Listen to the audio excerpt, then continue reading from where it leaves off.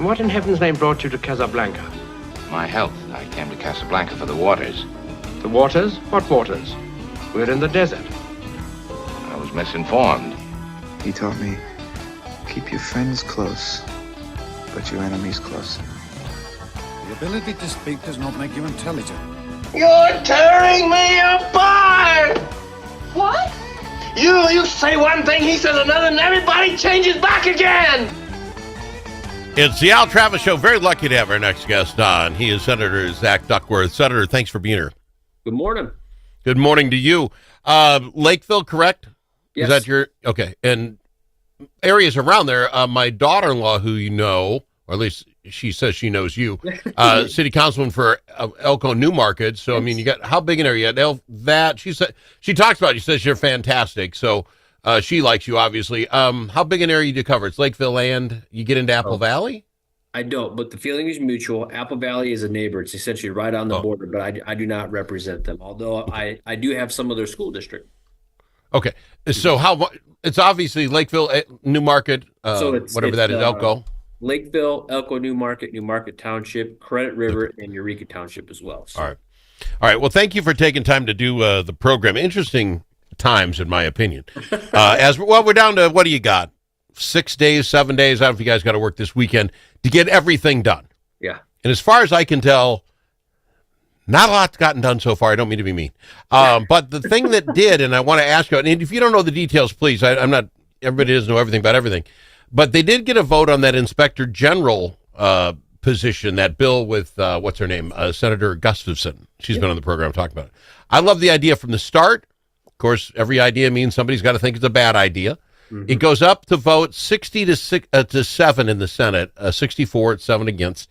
Mm-hmm. How did it end up? The controversy came down to, because the bill, as originally proposed to the Al Travis Show, we're going to get an Inspector General who's literally on their own island. No more, there's the Department of Human Services have one, but they got to report to the boss of the Department of Human Services and yada, yada. Mm-hmm. The education, I think, has one as well. So this was brilliant to me. This is what this state needs. But then you find out, well, wait a minute, Human Services has to have their own individual one or something, according to John Hoffman, and maybe that's, I don't know. Education, not so much. Is this going to be its own unit now, where no one else is over the head of it? I read somewhere that this will still be held under Governor Walz, which, go ahead. The idea behind it is, and we're kind of taking a stand for the legislative branch of government at this point, right? Because we've seen what has happened for years when you have an executive branch that isn't really necessarily taking the initiative to stop this kind of stuff. So the long and short of it is, the legislature is ensuring it has that level of independence. There still would be an appointment that would be made by the governor. However, it would require a 3/5 majority approval by the legislatures to ensure that we're not just going to get some, political crony, Republican or Democrat governor appointed to just be a yes person, right? We want somebody that's actually going to be have a critical eye on our state agencies and departments, looking for fraud, flushing it out, holding those accountable, and making sure that we put an end to this. Because let's not go past accountable too hard. Will this person have the ability to do anything? Right now, $250 billion with Feeding Our Futures. Now, federal government has got a few people going to jail. I got that. Good. I'm happy. Yeah. But accountable, I don't know. In the state agencies, we got a lot of accountability going on. So I agree. You're going to get me fired up for the same reasons that you're fired up. That was one of the issues with the bill, is we said, hey, one of the arguments for having it be solely under the purview of the executive branch was the ability to have law enforcement capabilities, right? Yeah. Well, what we did in our bill bipartisanly is we put in some law enforcement essentially powers, even though this OIG office would be set up and kind of created by the legislature. So in regard to accountability, they would have the ability from a criminal standpoint to hold folks accountable. Now, Al, you would hope the Attorney General would be doing this and taking some initiative, right? However, in the absence of that, this would be a mechanism to do so. The argument from the 6 or 7 that voted no is interesting to me. And I'm going to quote Hoffman. He's a friend of this program. I love the guys on every week. Okay. You're going to make headlines with this bill, but you didn't do your due diligence. It's not ready for prime time. So let me just quickly, if I can. Yeah. This drives me nuts, and I, again, love Hoffman. We'll take $250 billion of federal government and wash it out there with not a clue how to take care of it. And we're fine with that because it's for the children. But we can't rush to guard the money too fast. We better spend years figuring out how to make sure we don't get stolen from. Are you kidding me? I'm sorry. Go ahead. No, well, see, we're getting each other fired up because it's funny that same argument, that same phrase is what we've been saying for 2 years. Yep. We've proven right on it. This is unconstitutional. You're going to find out. This is going to have ramifications, second and third order effects, consequences, this, that, and the other. Here's what I'll say. I think what he is trying to highlight is that there are some federal issues that sort of need to be ironed out or looked at. However, as you saw, there's a good portion of us that are confident enough to move this forward, iron out any issues in the future, because we have to stop accepting excuses and intricacies and bureaucratic nonsense from preventing us from going after and attacking fraud across the state. They can figure out that this could be a constitutional thing down here 6 years from now if a guy does this. They can figure all that out. But you couldn't figure out that some guy was just going to say, oh, I fed 3,000. Oh, 9,000 people out of my apartment. Right. Okay, mail them a check. Really? I mean, anyway. It's almost worse than that, Al, because at some point they knew it was happening and they were still sending money out the door. And, you know, you can argue till you're blue in the face why they were doing that, or were they required to do it, this, that, or the other. But at the end of the day, everybody forgets you're talking about the people of Minnesota's money. Thank you. Well, let's talk about it a little bit, because budget is all we're going to talk about. I personally don't think there'll be a bonding bill. If we get time, I'll ask you about that. But the budget itself. Yeah. One of the big hangups, which I find interesting, is that when we had an extra $17 billion, that was 2 years ago, by the way, people, $17 billion lying around, they can charge the Democrats on all three legs. You vote them in, you get what you want. They spent the money. We don't have the money now, right? $6 billion deficit coming our way, crashing at us. And, oh, Al, I'm a common sense guy. Well, some of that stuff you threw in with the $17 billion might have to come back. One of those being Medicare or Minnesota Care for any illegal immigrant in the state, free of charge. Now, maybe I'm just a careless son of a, but I'm sitting here going, I have to pay health care. I have to pay health care for my two kids still in college. I'm paying health care like this. And yet, if you're here illegally, don't you fret about it. The governor came out before the fishing open, made an interesting comment to me. He says that there isn't a real sharp line here. Let's see if I get this right. But if there's a red line in here somewhere, as far as this goes, morally, we just have to cover the kids. Don't fall for this, sir. Here's what's happening. They're now going to say you're taking health care from children if you stand on this line. He dropped it down. The paper's going to cover it like that. If that goes away, you took health care from children. How dare you, Senator?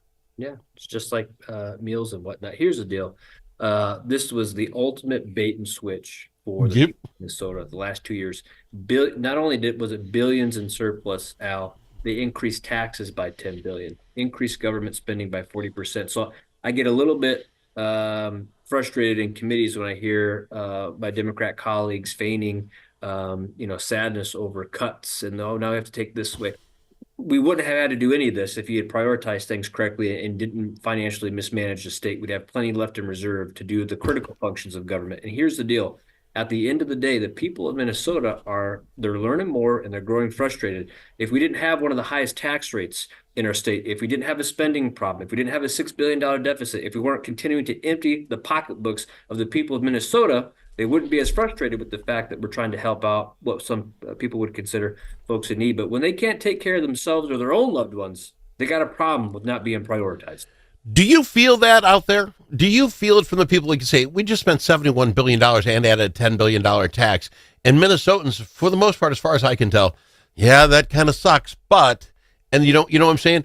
I literally said, okay, well, now illegal immigrants will get free health care while you pay for it. And looking to increase that, you're going to have to pay more because more people are getting involved. They thought about 5,000 would get involved. It's 17,000. So we're going to have to spend a little more money on that. And oh, by the way, their kids can go to college free. This hits me kind of hard as I'm trying to get my last two kids through college. That, wait a minute, you're doing what?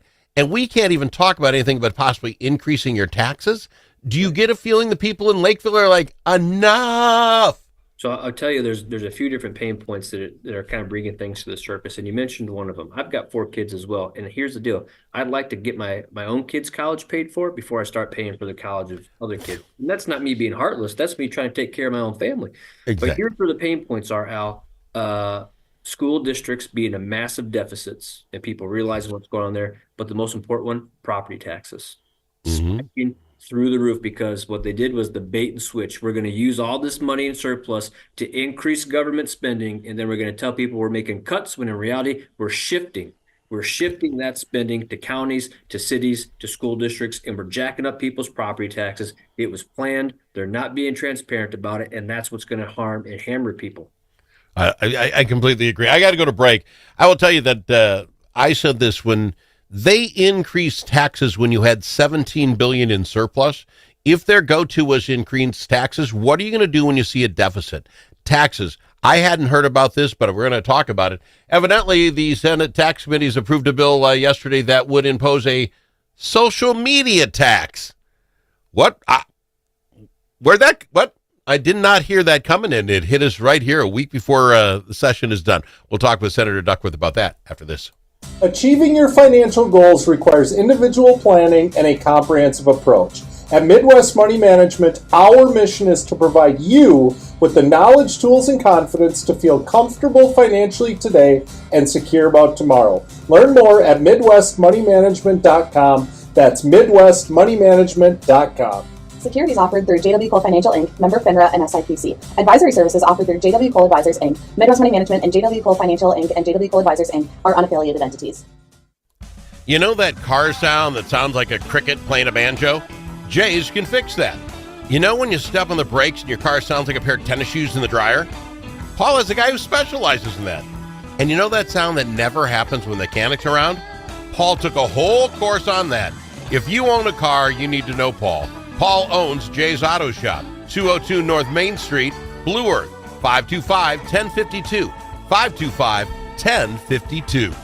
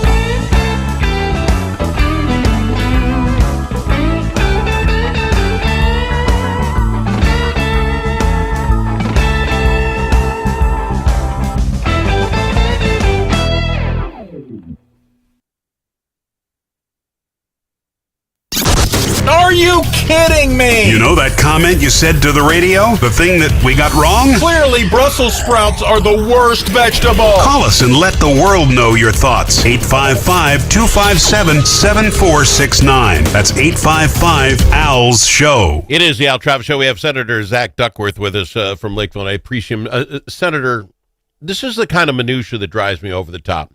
We don't hear about these new taxes until a week before because it's going to be lost with the budget totals and everything else. And instead, it's like this shiny object thing over here. This from the office of the governor. I throw this out to you. Governor Walz signed a bill into law giving service dogs in training the same protections as support service dogs in active training. I didn't know there was an issue between those in training that are got there, and I have no clue what the extra special bonus. It's just, look at him. Look, I love dogs over here. At the same time, he's putting out that they're going to do a social media tax to go after the companies, and that's going to cost you more for your social media, by the way. And another one. Department of Commerce wants to create a new tax that will, at a minimum, double the tax rate paid on supplemental non-medical insurance coverage. Basically forcing people, you want to get your medical, your dental, your eyeglasses done, it's going to cost you twice as much. I'm going nuts here. When did this start? When did we start talking about raising taxes? Today. Just a week before this goes out. Al, the Democrats never stop talking about raising taxes, to be honest with you. And that's coming from a guy who truly does try to work both sides of the aisle. And this is in addition, or while he's also talking about cutting funding of about $100 million to non-public schools. Yep. There are so many other fees and taxes that they have proposed raising this year as well. And at the end of the day, this just highlights the differences in philosophy, right? You have one philosophy, which is the financial, fiscal management of the state, in which we prioritize the people, the taxpayers, and them keeping as much of their hard-earned income.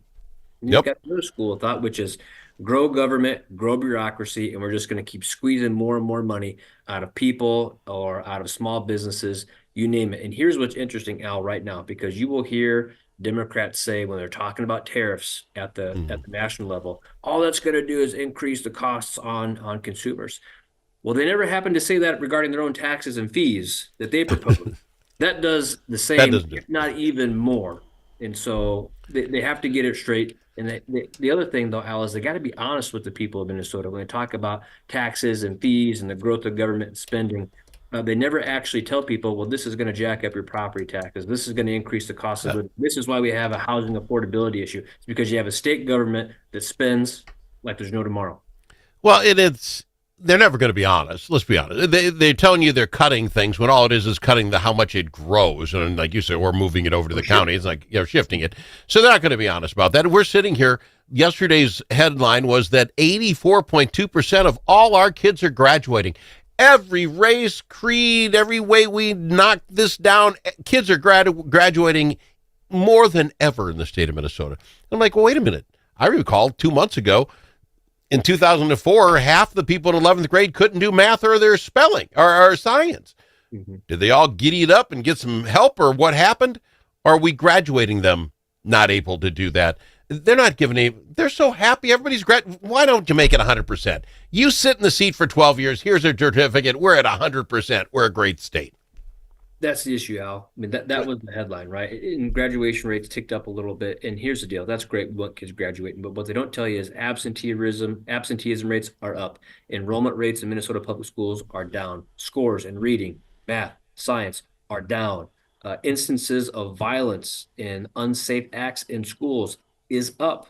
The enrollment or people choosing to homeschool their kids and take them out of public schools is up. All signs that indicate that we have significant issues going on in our public schools. And rather than roll their sleeves up and start solving those issues and problems, they want to lower standards, push kids through school, graduate them, when in reality, they still need help just so they can, wave a flag in the air saying we achieved some sort of metric that really in reality is still continuing to fail our kids when it comes to their academic success. See, here's when you talk about him wanting to cut private school funding and that sort of thing, I don't think he even wants it. He's a teacher. I don't think he even wants that, but he knows that the Republicans will fight for it and say, you're nuts. This is not what we're going to do when, all the numbers are down. Parents want to go there. You guys will fight for it, and he'll pretend he gave that to you.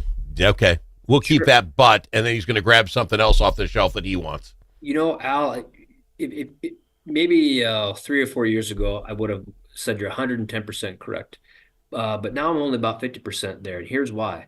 I think they and the union are so scared of what's happening regarding our public schools that they are trying to do everything they can to prevent families from putting their students either in homeschool or private school because it's impacting enrollment at our public schools, which thereby impact funding. And so what they're doing is they are trying to eliminate options other than public schools, which I don't have a problem with public schools. My kids go to public school and love them.